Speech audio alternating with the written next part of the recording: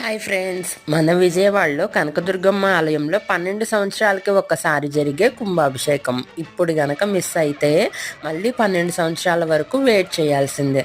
మార్చి 6, 7, 8వ తారీఖున ఈ పవిత్ర కుంభాభిషేకం అయితే జరగనుంది. మార్చి 6, 7 తారీఖున ప్రత్యేక పూజలు అయితే జరుగుతున్నాయి.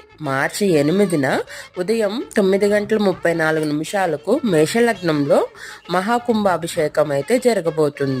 ఈ దివ్య ఘటనని మీరు కూడా మీ కుటుంబ సభ్యులతో దర్శించుకోండి. అమ్మవారి చల్లని దీవెనలు అందరి మీద ఉండాలి. Bye bye.